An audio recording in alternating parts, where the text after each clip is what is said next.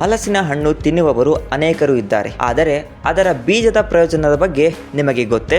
ಸಾಮಾನ್ಯವಾಗಿ ನಾವು ಬೀಜವನ್ನು ಎಸೆದು ಬಿಡುತ್ತೇವೆ, ಆದರೆ ಅದೇ ಬೀಜ ನಮ್ಮ ಆರೋಗ್ಯಕ್ಕೆ ಬೆಟ್ಟದಷ್ಟು ಪ್ರಯೋಜನವನ್ನು ನೀಡಬಲ್ಲದು. ಹಲಸಿನ ಬೀಜವನ್ನು ಅಗ್ಗದ ಬಾದಾಮಿ ಎಂದೇ ಕರೆಯಲಾಗುತ್ತದೆ. ಪ್ರೋಟೀನ್, ಫೈಬರ್, ಒಮೆಗಾ ಕೊಬ್ಬುಗಳು, vitamin A, C, E, B, magnesium, potassium ಸೇರಿದಂತೆ ಅನೇಕ ಪೋಷಕಾಂಶಗಳಿಂದ ಕೂಡಿದೆ. ಈ ಬೀಜಗಳು ರೋಗ ನಿರೋಧಕ ಶಕ್ತಿಯನ್ನು ಹೆಚ್ಚಿಸುತ್ತದೆ, ಹೃದಯದ ಆರೋಗ್ಯವನ್ನು ಕಾಪಾಡುತ್ತದೆ, ಕಣ್ಣಿನ ದೃಷ್ಟಿಯನ್ನು ಸುಧಾರಿಸುತ್ತದೆ, ಜೊತೆಗೆ ಚರ್ಮ ಮತ್ತು ಕೂದಲಿನ ಆರೋಗ್ಯಕ್ಕೂ ಅದ್ಭುತ ಪ್ರಯೋಜನ. ಹೀಗಾಗಿ ಮುಂದಿನ ಸಲ ಹಲಸಿನ ಹಣ್ಣು ತಿಂದಾಗ ಅದರ ಬೀಜವನ್ನು ಎಸೆಯಬೇಡಿ.